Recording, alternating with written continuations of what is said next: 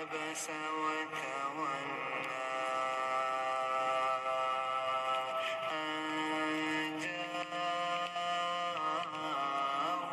الأعمى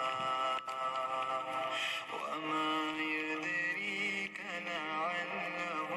يزكى أو يذكر فتنفعه الذكرى أما من استغنى فأنت له تصدى وما عليك ألا يزكى وأما من جاءك يسعى وهو يخشى فأنت عنه تلهى كلا إنها تذكرة فمن شاء ذكره في صحف مكرمة مرفوعة مطهرة بأيدي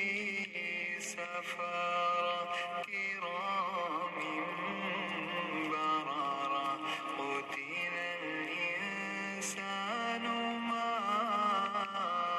أكفره من أي شيء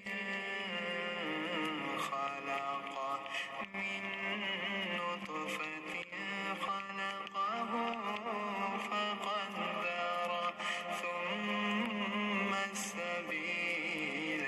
يسره ثم أماته فأقبره ثم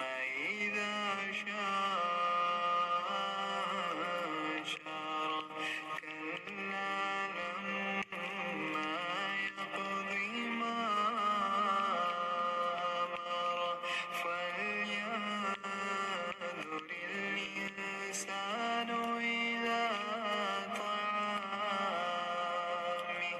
أنا صببنا الماء صبا ثم شققنا الأرض شقا فأنبتنا